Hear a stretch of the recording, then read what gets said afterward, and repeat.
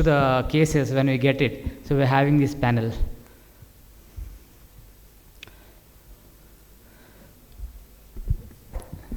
So I like the name actually. Very artistic, very artistic. We must appreciate it. Unlocking the Pandora box of the chest. I think very artistic. Yeah, even though I know what is coming then.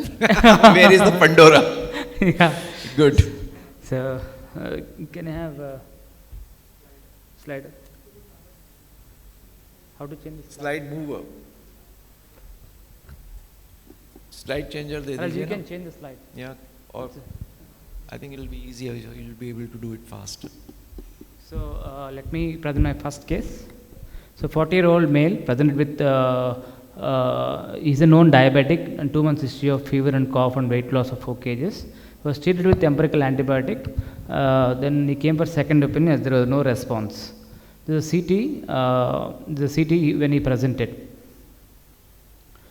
So let me play the video as well. Yeah, I think both are running very well. And I think diabetic running constitutional symptoms with fever, cough and weight loss. So what is the expectations from the pulmonologist when they are ordering for a CT scan? What will be your expectation here?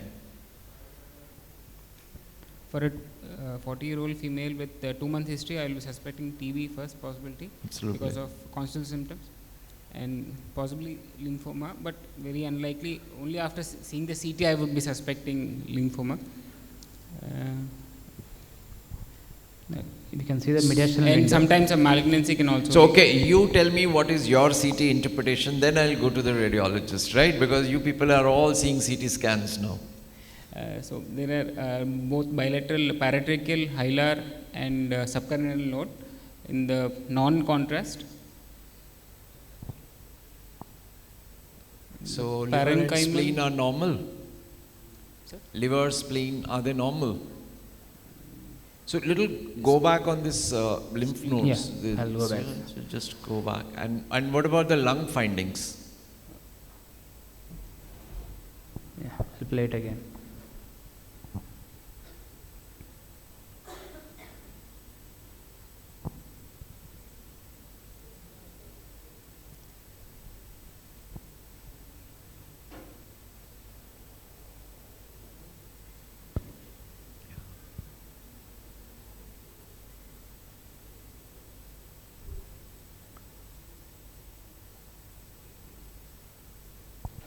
See some diffuse central lobular nodules bilateral and one nodule and ground glassing opacities. GGOs, multiple GGOs, some nodules. They are not very well defined. Yes. Quite some of them are ill-defined nodules actually. Not that typical of sarcoidosis. So what do you saw the lymph node also, and you saw the esophageal lymph node was too huge actually. Yes, it's very big. So bilateral, hilar and also the bilateral. Subcarinal is also subcarinal is like 4 centimeter or 5 centimeter. Yes. No, I didn't remember, sir, but it's very huge, probably more than 2 centimeters. Radiologist, sir?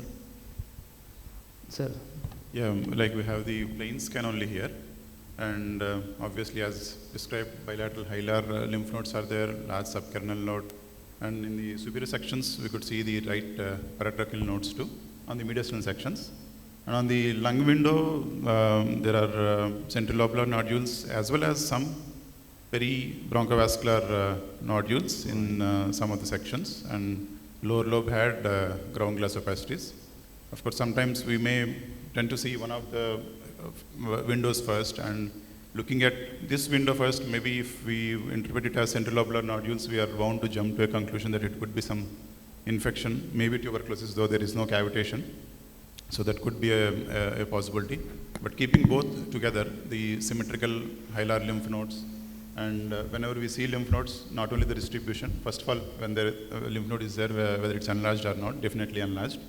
Distribution, yeah, already described. Attenuation, we are not seeing any calcification, no hypodensities. Of course, on a plain scan, difficult to say whether it's necrotic or not, but doesn't look necrotic, at least on the sections that we could see. So, you people are all asking for contrast CT scans or non-contrast CT scans? I do not know the practice, everywhere it changes, but at our center this contrast is never used at all actually, never ever used. So the radiologists are very expert in telling whatever it is, and I don't know, contrast is only for pulmonary angio basically, we have stopped doing contrast anymore. And of course, even if they tell you that there is some bit of necrosis, will it make a difference for you? Your DDs, he is given the 3 DDs, which is a standard 3 DDs there. Yeah. Any other DD? Any other DD possible? They have given sarcoid, tuberculosis, lymphoma. Nothing, sir. Only that maybe we can put something at the top of the list so that it will be useful as a working diagnosis for you. Which one is the first? That is the only thing. So first diagnosis is sarcoidosis. Sarcoidosis. Sarcoidosis is a diagnosis of exclusion. So how do we exclude now? With the diffuse green bud, I feel for me initially first diagnosis was tuberculosis. So that's why it is cough and fever and weight loss is a diabetic 40-year-old. I was thinking of tuberculosis because it's very unusual we see diffuse green bud in sarcoidosis. That's what I thought usually. So GGOs are very atypical in its position and they're not like, coming up straight at that point of time. Then we proceeded with the procedure. Obviously, whatever you suspect, we need to do a procedure end of the day. Right. So we did EBUS and endobronchial biopsy as well as TBLB. This is a slide from our TBNA slide. So, ma'am. So I will ask you only 2 questions. Yes, sir. Is it a sarcoid granuloma or it is something which can be even a tubercular granuloma? So granuloma is so beautifully shown here. Sir, as in your talk, the sarcoid is, I will be only reporting it as non-caseating or non-necrotizing granuloma. Probably sarcoid can be suggested only in the note. I'm not going to give it in the diagnosis. So are we seeing giant cells? Are we seeing those bodies, Schumann bodies and other bodies which we get in sarcoidosis? Nothing actually. That's a reality. We don't get it actually. Yes, if you get it, it is very rare. But most of the time we won't get it. 20% of the times we get all the Schumann and asteroid bodies. Most of the times it's only non-caseating granulomas. Sometimes to add to the confusion, we might see a little bit of necrosis also, which makes the scenario even more difficult to diagnose. So many a times if the pathologist is not very experienced, so any kind of necrosis they will say it is a necrotizing, and sometimes experience will tell you that it's a peripheral necrosis, it's like not a typical necrosis of tuberculosis, but it shakes you, isn't it? Any word like necrotic written there or little necrosis or scant necrosis, actually I think the word is a scant necrosis, it actually ruffles the hair too much at that point of time. So with this it looks, this is a EBUS granuloma? Yes, okay. EBUS. So next one comment that so he himself has written MON2 negative and ACE level is normal, like it's of no use. So basically even if it is whatever it is, it doesn't make any sense. But yes. Sputum, sir. Sorry? Sputum. Going to EBUS, I would have done a sputum because there were some central lobar nodules in the CT. The sputum was not there. So he considered a miliary tuberculosis as one of the differential diagnoses. So what are all the nodes you sampled here, and from here which I node did, you got this sample? right paratracheal and subcarinal, both. Both showed the same pattern? Yeah, both showed the same pattern, and even EBB, endobronchial biopsy, and also transbronchial lung biopsy, everything was done for this patient. So EBB also showed a granuloma? Yes. And TBLB also showed a granuloma. So triple positive basically. This is our triple positive, sarcoid triple positive. They talk about CA breast triple positive, so many other things. But for us it is a triple positive. How confident, now I think that's the basic question. Are you confident in the diagnosis of sarcoidosis?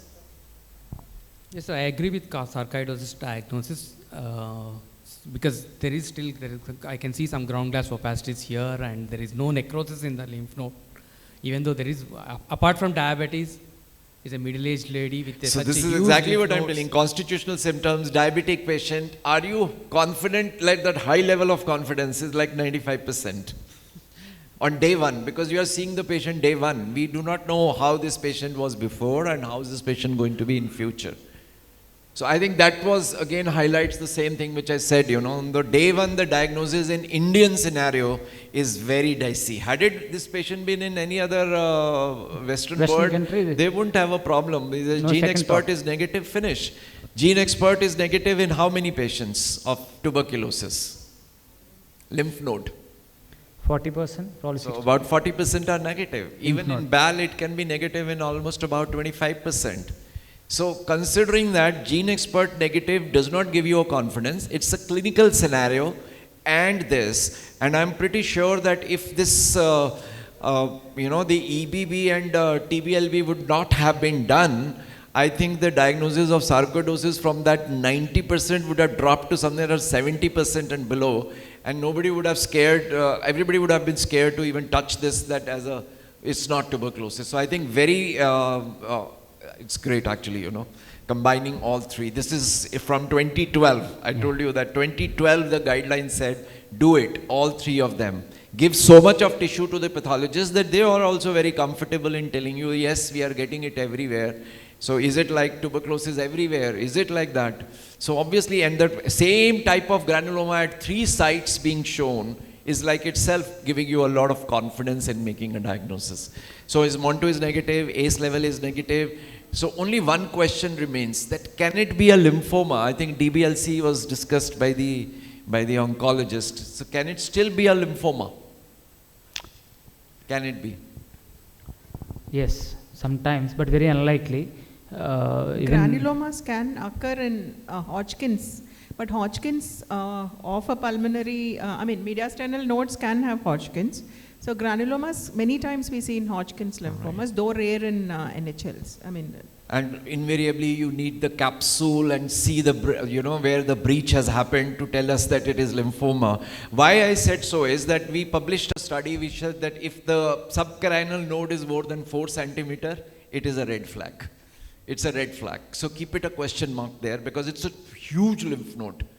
If this lymph node is causing any kind of a dysphagia, I will say it's not sarcoidosis. So think about something else, even if the granulomas come. So granuloma is a little Waterloo for us. And I think in this, it looks more simpler and more this thing. But challenge will be diabetic patient. And now, how are you going to treat it? I think you have questions. Lokesh? Yeah, that's it. The final diagnosis after CT, looking at right paratracheal and bilateral hilar, where it is classical, usually in the sarcoid, and also this patient also had parenchymal nodules, which was when you have parenchymal central lobular nodules. If you do BAL, most of the times at least 95% it will be positive. So that was one more confidence that BAL was a negative. It is not a TBNA flush from the lymph node; it was a BAL. So I was confident that it is sarcoidosis. That is up to stage 3. Then, but I was apprehensive to start steroid because he's a diabetic. So what are the lung functions? Lung functions, actually I didn't show it, sir. He was having moderate restrictive defect. Moderate. So obviously it is in the danger zone basically. Yes. So FVC is low. So I started him on steroid. He's still coming to follow up. It's been 1.5 years. He's doing pretty well. So he's on steroids still? On steroids since, and also methotrexate. Currently he's on 5 mg of steroid, methotrexate 15 mg. Actually you can once withdraw. The CT must have got cleared by now. Yes, sir. So your only problem is that if you withdraw everything, the relapse may happen. Yes. So you can continue with fully trexate. Lung functions are not normal yet. Still having 55% of FVC. So that's the reason. He's clinically good. He's an auto driver. He's doing well. Okay. But the thing is that I'm just 55% is a low one. So you need to be a little more cautious, carry on for 5 years, but not with steroids, with methotrexate basically. Yeah, I was asking for latest reports. I missed his reports. I called him yesterday. So that's the reason I did a PFT. Okay, I'll ask one question. Suppose if MON2 was positive, what would you do? You'll give ATT. I would have given ATT. Yeah, because what about you? I'll give the ATT, sir, for at least wait for intensive phase and see the response and repeat the CT. What would you do? For me, see, after doing a procedure, then don't do procedure, just start ATT. Okay. That's what I feel. You have done, you have done BAL, so you have done EBUS, you ruled out tuberculosis, you have confidence in MON2 is positive. Sir? But MON2 is positive. Positive, I said if it's positive, what would have you done? If it's positive, I will give prophylaxis. Prophylaxis are 2 drugs for 3 months and steroids. And with that, you will If give I'm steroids. too worried, I will give both, but not only ATT. So I think there are three options there. Either you give steroids with full ATT, or you give medium dose of steroid, like 10-20 mg, make the patient happy, and give ATT like 2 drugs, somebody said, and then give a prophylaxis, which you said. You can do that also.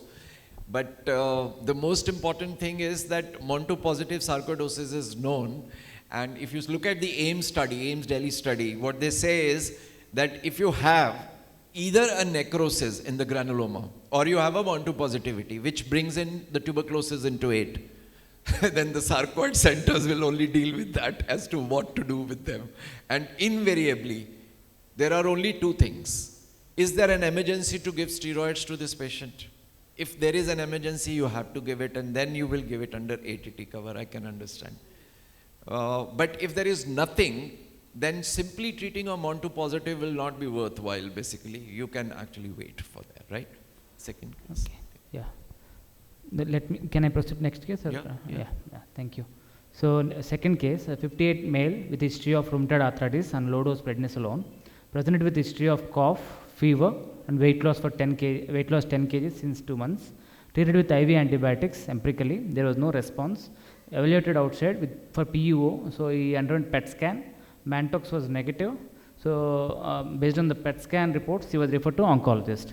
So, there were multiple enlarged FDG-avid bilateral internal mammary mediastinal lymph nodes with minimal right pleural effusion, and also intensely FDG-avid abdominal celiac axis portohepatitis, peripancreatic, para-aortic, aortic lymph nodes, and also splenic lesions are also there. The what is the liver spleen is involved with the lymphadenopathy. So lymphoma is a possibility. So what are the, like looking at this now when the liver and spleen are also involved, what would be your, and I think he's given SUV max of 12.7. So yeah, let's ask radiologists. So what is the kind of inference you are going to give it to them?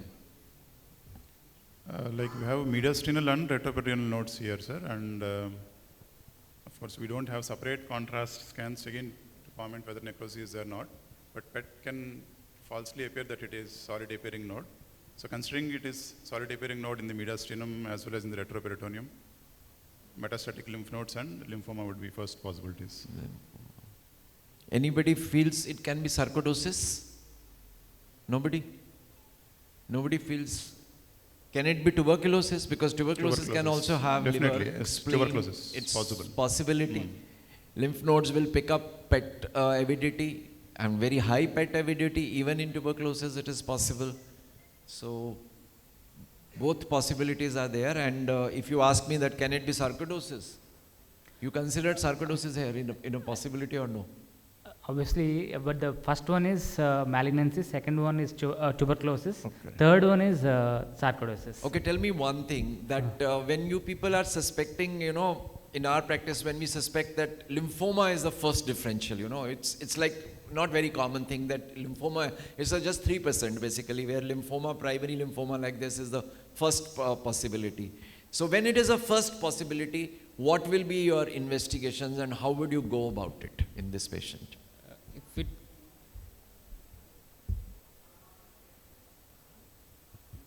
Mike? If it is a lymphoma, if I see whether there are any peripheral nodes first, whether we can get a tissue biopsy from them, or else. So you have right now here everything. What do you want to do? Somebody has wonderfully done PET scan. I am always criticized for doing PET scans. And PET scans now everybody is doing actually. And I think in India it costs just a little more actually. I do not know. In Delhi it is just like 4,000 rupees extra. That's all. So we spend about 10,000 rupees for a routine CT scan and a 14,000 for a PET scan. So doesn't heavy on the pocket. So now if you have a PET scan done and with this kind of a history, what would be your investigation of choice? Based on this PET scan, we can go with EVAS TVNA, and if the ROS is showing cytology suggesting of necrosis or granulomatous inflammation, the picture would be for TV.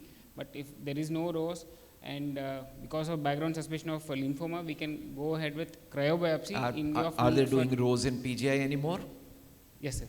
They're still doing it? Yes. After so many, there's rows is not required. Everybody knows that you have got a good tissue. Abhi kya hai rows ka karne ka?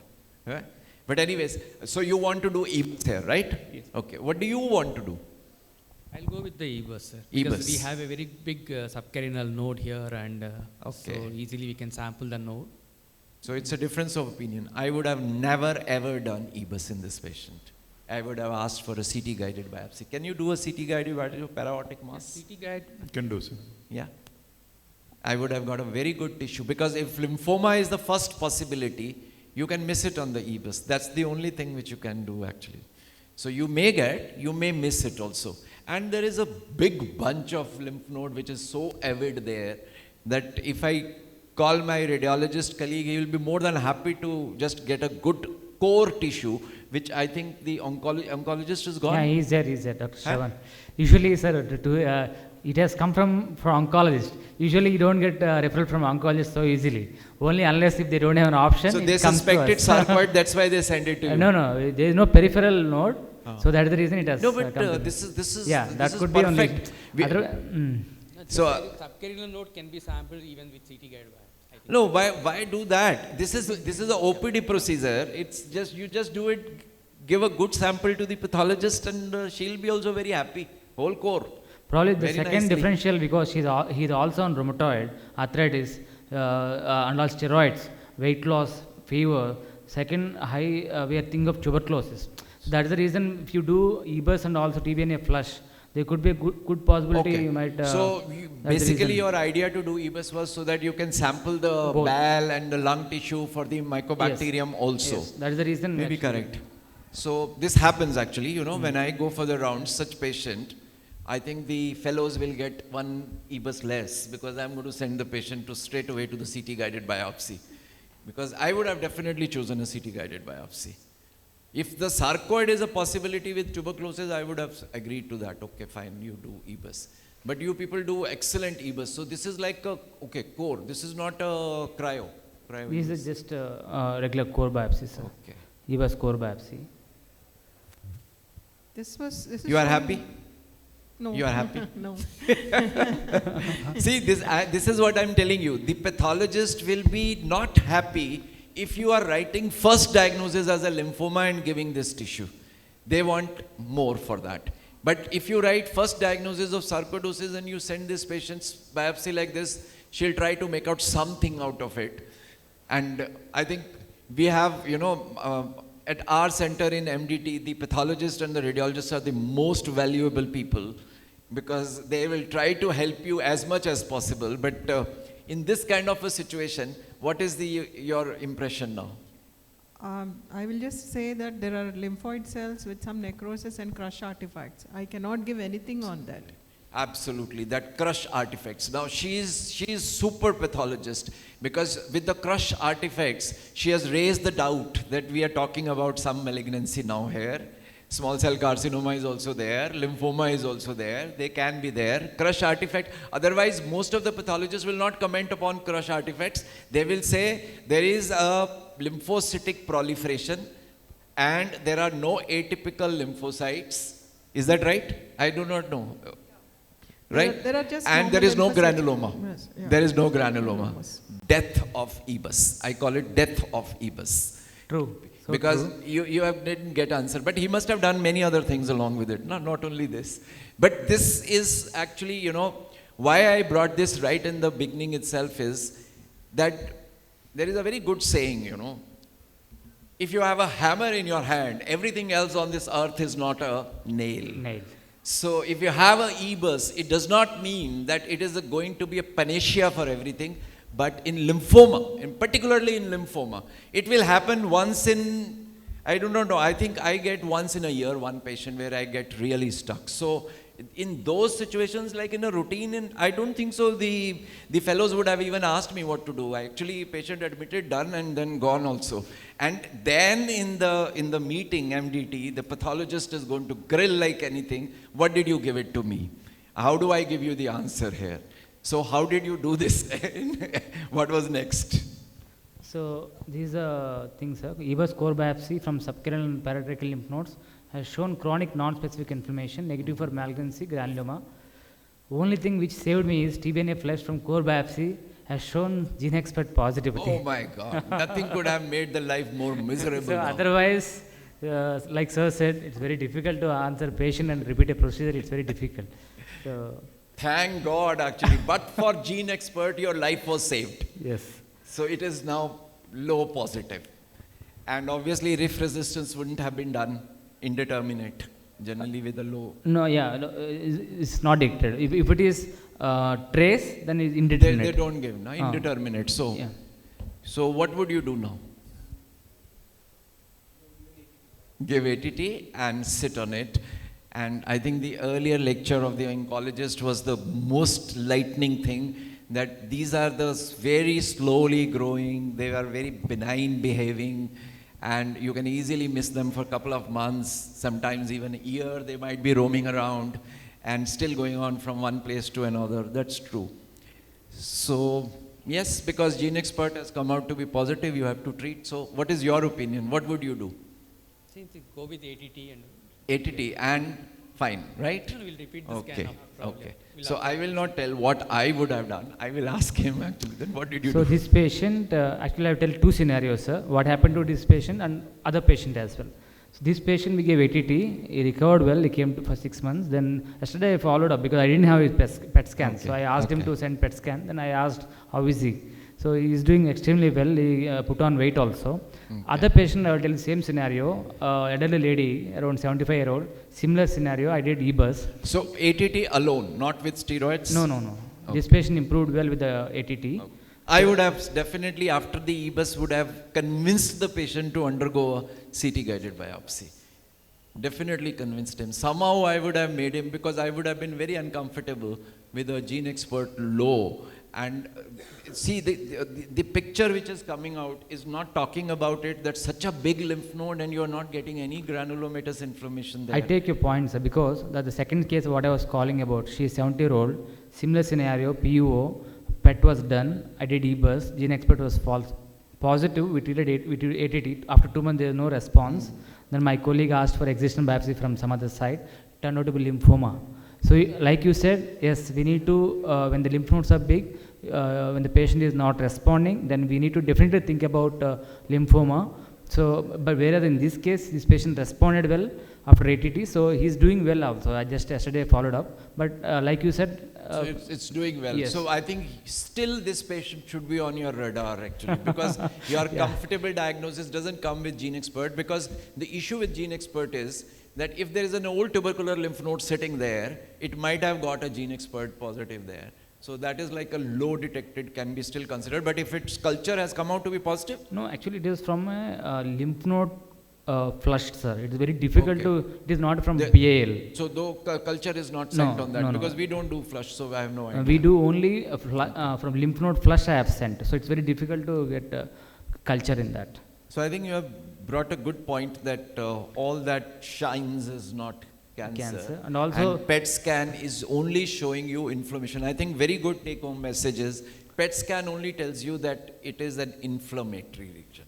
No. And the SUV value of 10 or 15 or 2.5 above all doesn't mean anything actually. 12.7. Usually they say it is very high risk of cancer, but turned out to be. Yeah. So next case, the last case. So 46-year-old male patient presented with symptoms of dyspnea and syncopal attacks leading to frequent falls at home. Our thorough evaluation discovered that his heart rate to be between 35 to 40, which is sinus bradycardia. CT scan, let's see this CT scan. This is a scan, films. So what would be your expectations in the CT scan, looking at that the patient has got intermittent bradycardia? He get recurrent syncopal attacks and sinus bradycardia, 35 to 40 heart rate, and distress, respiratory distress as well. And is it a first degree or a second degree block on the ECG? I didn't No, see no, it. that is actually just, that is not easy ECG. Okay. So There was a block or no? no block, No, only just sinus sinus bradycardia. Sinus brady. Okay. So sinus bradycardia and this kind of, and there was something else you said, that there was some obstruction. Yeah, because we can see that he is pushing the mass is pushing the trachea.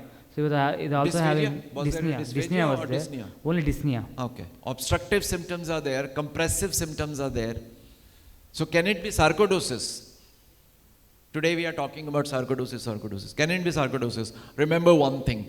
If it causes obstructive symptoms, whether it is on the vessels or in the trachea or in the esophagus, they are not sarcoid nodes. Sarcoid nodes don't do that at all. No compressive symptoms with that. So if they are causing compressive symptoms, then obviously they are bad lymph nodes. They are bad.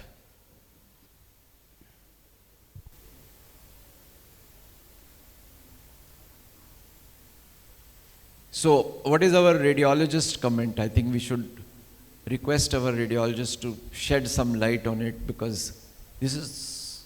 Yes, sir. Contrast CT. Contrast CT, yes. Maybe we can stop at the level of the I think mass. I'll do up. it again. Okay, I'll do it again.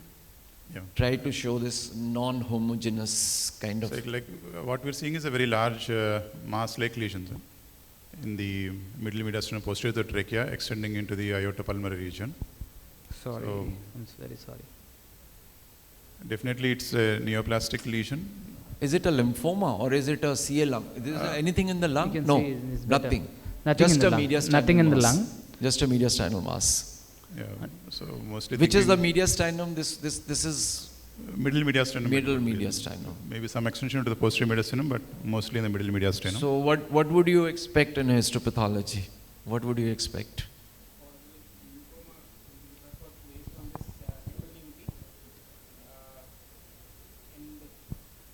I think it is coming from superior and getting into the middle mediastinum. Is that what happening? Because we don't have the upper looking cuts. more of a permeate too, like extending into multiple compartments. Oh, it's going. Maybe it's rather than starting at spreading one actually. place. Lymphoma is one, of course. Second, any other thing? Very unusual for TB and sarcoid to have this kind of a Oh, correct. So sarcoid, I said, is not possible because it's causing compressive symptoms. So that's not possible because of the compressive symptoms. But tuberculosis, is it possibly tuberculosis also? Anybody wants to still consider the possibility of tuberculosis here? Yes. Or yeah, Yeah. you want to keep? Oh. I feel that tuberculosis, we can never ignore Are there tuberculosis in India. is there a necrosis there? In this? Yes, Necrosis? there was necrosis. No, sir. No. No, actually, this patient had, this is actually not reflecting. This patient had a lot of necrosis. Huh? This patient had necrosis. Because Had necrosis. Yes, This I did picture EBUS on doesn't this. show basically. Yes, there was Yeah, necrosis so in as some other cuts it must have yes, been yes. there. Correct. One thing is, one note is like lymphoma nodes can be hypoenhancing, and Yeah, they absolutely. can, unless we see rim enhancement, we shouldn't be interpreting it as necrosis if they are hypodense. Actually, this is a little heterogeneous, but not necrosis, Yes. but little heterogeneous. That's Yes. what it is showing like. Correct. So I think sarcoidosis is out. Tuberculosis in India can We can mimic never anything. ignore, I God feel. knows it can I do feel anything. we can never Tuberculosis can do anything. So Yeah, that's what I you know, you can never say that it is never ever tuberculosis. So no.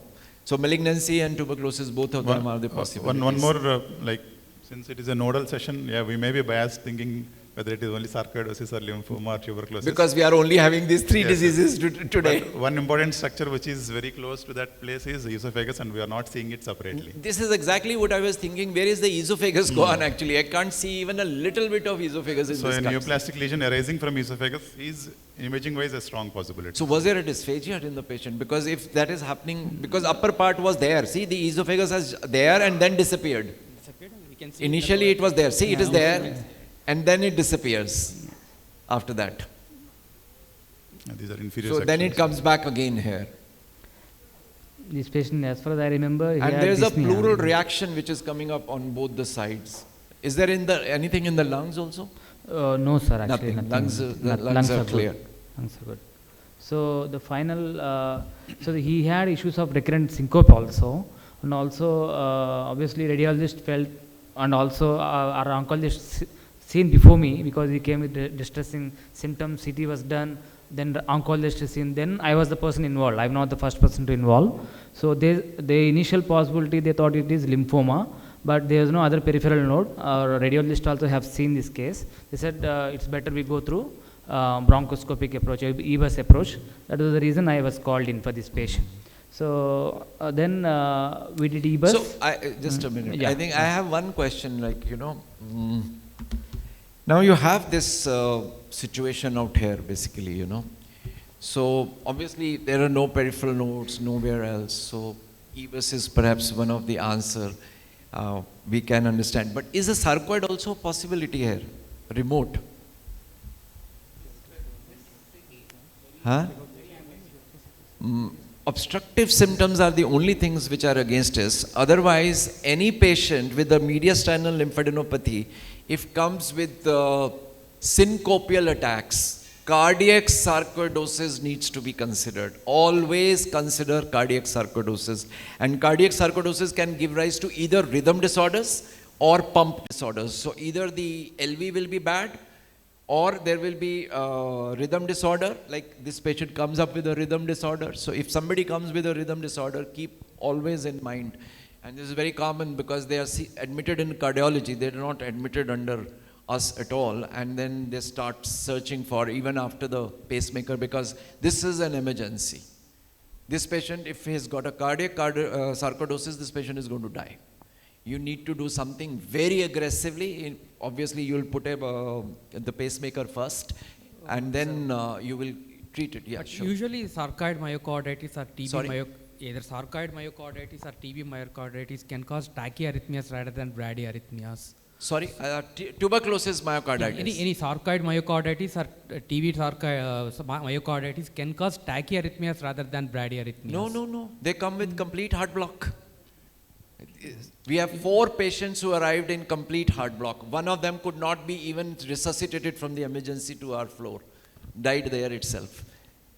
So they can cause complete heart block, then they'll come at 40, 35, 30. So it happens. So first thing is that put a pacemaker. Yes. Bail out that patient. So that's what I'm saying. This cardiac sarcoidosis is missed. Very, very frequently missed. So then the question comes that can you actually screen these patients for cardiac sarcoidosis, and how do you screen? We'll go with the dynamic MRI or PET-CT can show some. Very nice, actually. You can do a PET scan, but PET scan will require special preparations for that. So what are those preparations? So they give the preparation list, which takes 48 hours, to prepare them without carbohydrates, because you want that myocardium should not have the glucose to pick up that. So we have to actually, for a cardiac PET, when it is to be done, you have to give them 48 hours of carbohydrate-free diet. Then you can do the PET scan for that, for cardiac. Otherwise, you said very rightly, cardiac MRI. In fact, the first screening has moved to cardiac MRI with gadolinium, and where you need to demonstrate late gadolinium enhancement. That's exactly delayed contrast enhancement, DCE MRI. Yeah, that is what is required for them. And then you do it after 2 hours or 3 hours of this repeat MRI at that point. So they don't go to MRI center and come back. They have to stay there for a late gadolinium enhancement, which is picked up by the inflammatory tissue in the cardiac system because of the sarcoidosis. So you need to do cardiac MRI. But screening you can't do cardiac MRI. For every sarcoid patient, what is the screening to be done? That is a simple ECG. If you get even a first degree heart block, next is cardiac MRI. If you find that there are abnormal changes in the ECG, which could be like just an axis deviation, then also, if there is a left axis deviation, cardiac MRI is required. So remember that, and if the echo shows, again, something which is not explained, whether it is ejection fraction, whether it is the diastolic dysfunction, whether it is dyskinesia of any part, again, cardiac MRI needs to be done. So, but of course, this is out of context. The next thing is So what ma'am told us about this pathology? First we did, like you said, first we addressed the syncope first. That we kept it for a cardiologist, kept a temporary pacemaker. Then we took him for EBUS. Lymphoma is high on the cards. So we did EBUS along with the TBNA core biopsy and also forceps biopsy, because I was expecting lymphoma. So I don't want to repeat a procedure. I kept a forceps inside the lymph node, then I took the tissue. So this is the pictures. Again, lot of necrosis and crush artifacts, and some amount of lymphoid cells I can see. So this is our forceps, if I'm not wrong. Yeah, clearly, this is core we biopsy. cannot give a lymphoma on this biopsy, definitely. See, again, I was going to ask her, are you happy? And I knew that she's going to say, I'm not happy. I have done 2 because hours of I procedure. can see, sorry? I have done 2 hours of procedure for this patient. The lymph node was very hard and a lot of necrosis. It's hard, lymph It's node? very hard. And also to get forceps and to get everything done, it took 2 hours with a temporary pacemaker. And in end, like madam said, nothing. So, Will immunohistochemistry help you in this situation, or a flow cytometry of the aspirate of the lymph node? Sir, for IHC, especially lymphomas, we should have a good histopathology, a good core, at least a core should Tissue. be good. But he has given you, they're all lymphocytes only, all, they're like what we generally joke around, these are the lymphocyte slaps. So many lymphocytes already, but then they are not looking abnormal. That's the problem. Yeah. So they look more like normal. Normal looking lymph nodes. So this is again another death of EBUS. Basically it happens, So in such situations what we do is we try to haggle out with the pathologist कि ma'am थोड़ा और देखिए, deeper cuts लीजिए, थोड़ा देखिए, बहुत मेहनत की है लड़के ने. He has taken out so much of tissue. He has done so much of the kind of procedures which gives you more tissue actually, basically. Because his idea of doing was that if I give good tissue, at least I'll be able to get it. Because routine TBNA, I am sure that it would have come back with no diagnosis at all. So can it be like a malignancy or something like squamous cell carcinoma or no, not small cell carcinoma? Sorry, I don't know. No, the morphology doesn't look like, it doesn't like a even small look cell. like small the cell. cells look very indolent, very a kind of uniform, benign, looking like lymphoid cells. Even if it's a lymphoma, it has to be something which is a low grade, not. So most of them look like normal lymphoid cells to us, and lot of crush artifacts. So we couldn't help the pulmonologist much with that kind of a biopsy. So imagine explaining the patient about the diagnosis. You have some pathology, but you cannot help him. That is the most what next you would do? So he would ask you, what next would you do? And I don't have cryo at that point of time. Otherwise, I could have done cryo as well. Okay. So I had to get a cryo on demo for this case. Then I had to repeat a procedure for free of cost. Nothing happened? MTB detected or nothing? This is the picture. Post cryo. Wow. Post that's cryo. Oh wow. Now you are happy. Yeah, that's a good biopsy. Yeah, obviously you see so beautiful biopsy specimen now. That is uniform lymphoproliferative, probably lymphoma. So we would like to have a IHC on this to come at a diagnosis. Correct. So I think, how did you get this one? Sorry, this on demo. Huh? On demo. And we got for the cryo basically. Yeah, we asked for forceps. No, cryo. Cryo. You used cryo. I used cryo. Node, we didn't have mission, so we asked them to give for demo for this. Okay. Anything else? Thinking like if you do not have cryo, what would you do? CT guided. So will you be able to do CT guided biopsy in this? Yes, sir. Subkernal. Yes. Now that a lot of procedures are being done under EBUS, we are not doing, but previously we used to do a lot of CT guided. No, but in this one, because it's in middle mediastinum, you said middle mediastinum is little. One limitation was azygos was wrapping around the mass in this case. Right. That so it has pushed the azygos like that. So you will be not trying to go through it. It's not easy. So posteriorly, if you go from the paravertebral, will you be able to reach? No. Something called as saline dissection plus contrast injection. Using both of them together, we should be able to do. So you separate it out. Yes. What about EUSB? Yeah. So that's another thing you could have tried actually. So push your bronchoscope into the esophagus. It is getting blocked completely at one point of time. You will be able to manage the EUSB here. Actually. Because the problem here, we already. But again, the tissue will be very less. Yes, so we already failed doing that. I did TBNA. I used 19 gauge. I used forceps. No answer. Then I don't feel like doing it again USB or again core biopsy through mediastinal. I don't think it will help in a case of lymphoma unless you get a big tissue. Such kind of a situation.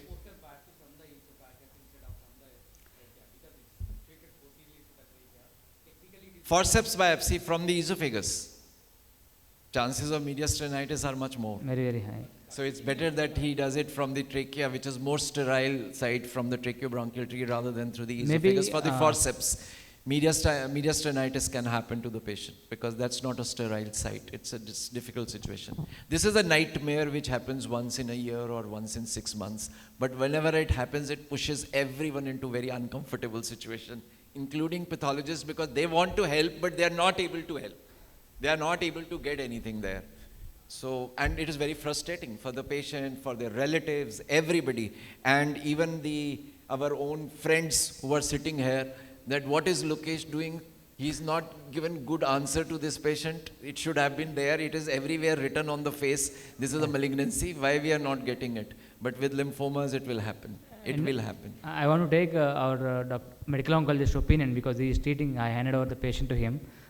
He happened to be primary mediastinal B-cell lymphoma, sir. So, can I ask his opinion about current status of this patient? He's there.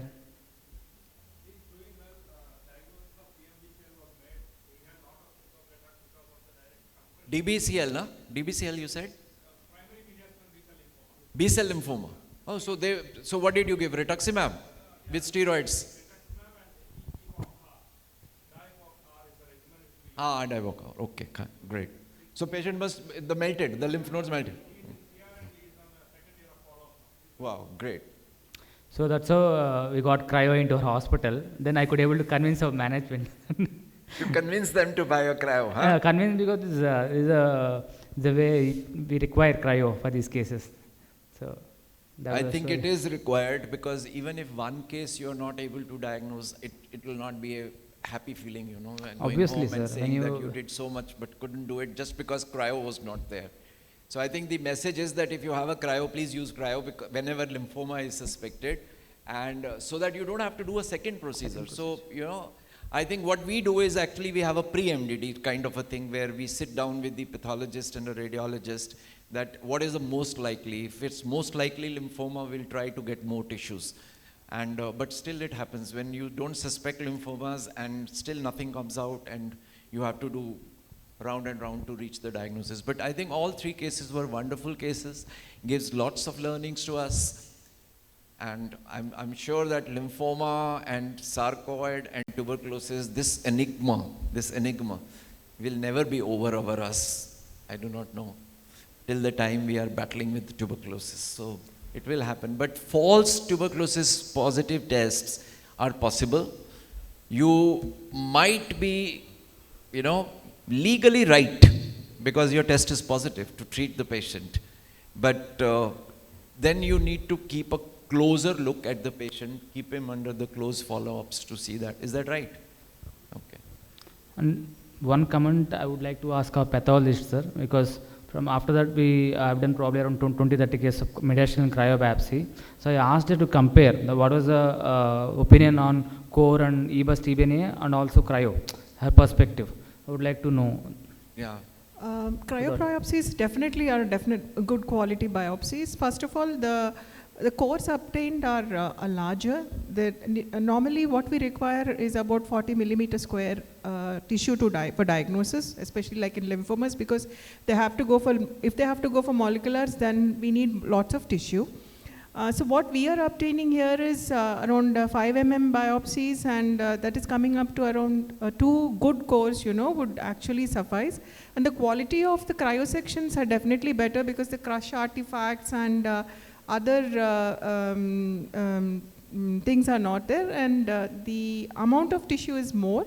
And if required, we can also do a frozen on the cryobiopsies and send it back to them. So these are all the advantages of having a cryobiopsy for diagnosis. It's a happy situation for pathologists as well as the pulmonologist. Like I don't need to repeat a procedure. Yeah, that is my happiness. I think so, that's the most important thing. And the one negative procedure actually ruins the confidence of the patient in the next procedure. Yeah, it's great that the patient agreed to get it done in the same center. Most of them will run away to the another center. Because we're doing free of cost. No, even if you do free of cost, they will still go away. Yeah, that's try true. to do a little bit of marketing search. Yes, try to find some better doctor than us. And then same thing is going to happen there also, because lymphomas will cause same trouble there also. So Agree with you, sir. if it's not coming out, so it's not coming out not because of the operator issues, it is more because of the issues related to the tissue rather than actually the operator. So whenever we get stuck, I think this is the... Later in my experience, I changed my practice. If at all, like you said, the lymph node is too big when you're thinking of lymphoma in your background, then what I do, I start with EBUS, regular EBUS. I end with 1 or 2 pieces of cryo. So like you, it will not cost too much high on his pocket. We just charge 5,000 extra rupees. So, but at least you know that you don't need to repeat your procedure. When, especially in these scenarios, not for every patient. I'm not advocating cryo, do cryo for every patient. But at least for these patients, those who are lymph nodes are too big, when you're thinking of lymphoma, first one or second one, I do end with cryo. At least 1 or 2 pieces I'll take. Then that's how I do change. So it will not increase the confidence of making a diagnosis of sarcoidosis or tuberculosis, but it will definitely pick up lymphomas, which is why you would like to not miss it actually. Is that right? I think that's the approach which everybody will take. You all agree with this approach perfectly fine? And Malcolm Marcus. Right, correct. You can do sometimes, that like Madam said, there will be blood clots, there will be crush artifacts. You feel that there is good core, but when she says that it is blood clot. It happened many times. So you don't want that kind of feeling after spending 2 hours and 45,000 rupees for a test. So at least you can be at peace of mind if you just spend 5,000 rupees extra. You don't need to repeat a procedure. That's for sure. That's what. I think my perspective. I think your message is very clear that rather than making patient undergo 2 procedures, spending more money, spending and extra risk of course, the patient is undergoing a second procedure, and this patient had a cardiac issues already there, so it will not be easy even to get a clearance for doing the procedure. So 1 procedure should be suffice so that you can get that. So I think any concluding marks from both of you? Sarcoid TB and lymphoma and malignancies are the common diseases that we look into, and EBUS is the diagnostic tool in some conditions where there are no peripheral nodes, and we should look into other tissues where we will be able to make a diagnosis and then go for EBUS. If we are into EBUS, then probably ROS may help in some situations, only for the possibilities like lymphoma and adeno where we need an extra tissue. Otherwise, ROS has its own limitations, and cryo maybe is the next best thing that has happened in the last 3-4 years. Do you have a ROS? It's very difficult. She's very busy. She can't come and sit for 1 hour in my OT. That's a problem. So we are. They are busy only. So that's a practical scenario. She will be busy with multiple things. I cannot ask her to come and sit in my OT for 1 hour for doing ROS. So our pathologist, who is also very busy, but she did not say that she's busy. She said that all your fellows are very well trained. No need of ROS now. Let them send the samples. I'll be able to do it. So actually, I meant that only. They're very well trained. So that's what I'm saying. That's a very good way of keeping them happy and not trouble you too much. And this kind of a trouble is not daily trouble at all. It's once in a while where you are going to get stuck, but then it's going to cause trouble to all of us. So any concluding remarks from your side? At least you should say that wherever CT guided biopsy is possible, do CT guided biopsies. Happy to do so. Absolutely, and that's what I'm saying. And we both are happy to share. If I get PPN, I don't jump into it. Very send true. it to him. I think if teamwork is the most important thing, and teamwork can only happen when all team members are equally strong and equally,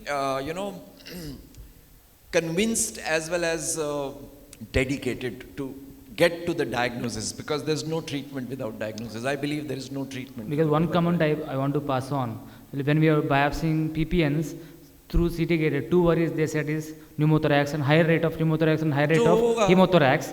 But in my experience between 5 years in Manipal Hospital, he is my senior intervention radiologist. I never kept a ICD after he did biopsy. I kept 1 or 2 patients, maybe we kept oxygen 1-2 days, but in 5 years I never kept an ICD. So it also says that the amount of experience he has, when you know that your colleague can do a better job in less money, why do I want to do a 50,000 So Lokesh, procedure? it is also very important that whatever expertise he has, Yeah. to maintain that expertise, we need to give cases actually. No, sir. Actually, that almost, I would say, almost every case, Dr. Uday and Dr. Lokesh, they come discuss with us. We combinedly decide which is the best approach and then proceed accordingly. That is why this is excellence of care. This is the excellence of care where people are discussing, they are taking calls after due delegation and thinking about what best to give it to the patient. It's not what best is required from our perspective, but what the MDTs are. Today, I don't think so you can practice without an MDT. We don't have a day when we don't have an MDT. Every day we have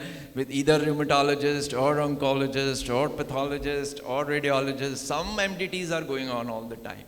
Basically to get educated so that we have a good inputs and we can work together. I think that's what you people are doing, and I'm very happy to see that this MDT is going across all over country, and soon we will be also at par with the medicine practiced in the rest of the world, when there are complex and difficult situations, which are, of course, in hospital like this, you will only get a complex and difficult situations. Normal people won't be just coming up for that. So I think that's the best thing. Thank you very much, all of you.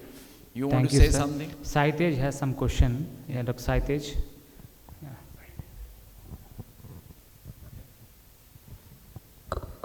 So, no, I would like to ask you. Please come in.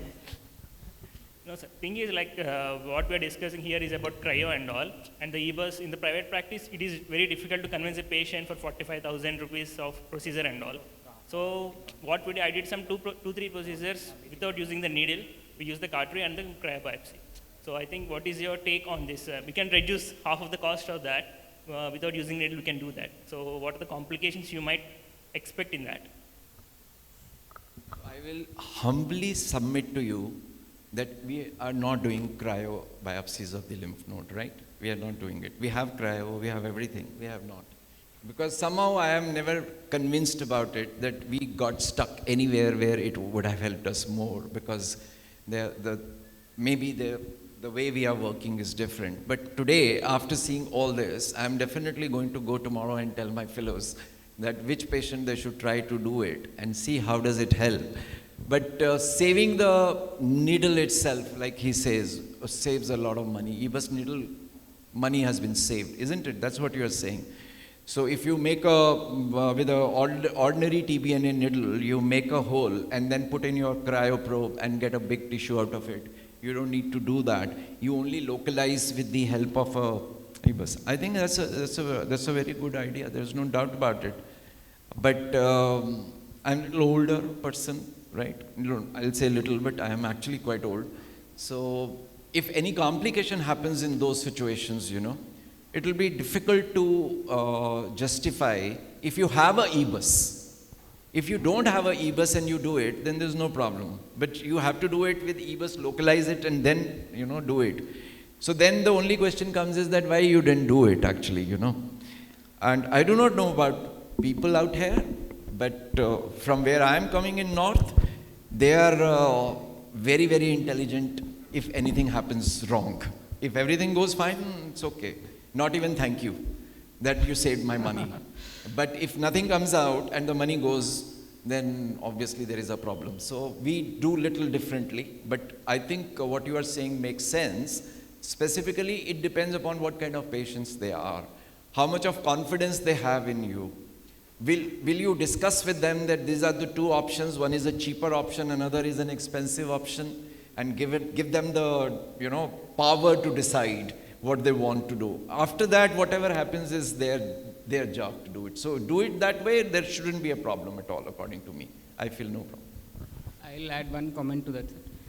In nodes which are very vascular or which have significant necrosis, and in instances where you are planning for a lung cancer staging, in such instances you have to go for EBUS TBNA rather than a cryo. Yeah, so if it's near the vessel, then obviously you will be trying to. And also you'll have more confidence when you're doing it, where you're going. Through that same hole you have to go again. So when you're doing blindly, you don't know where you're going. So like you said, first you do e-bus, you see that very big node, then you have to remember that place, then you have to go and do CTBN, I mean to say.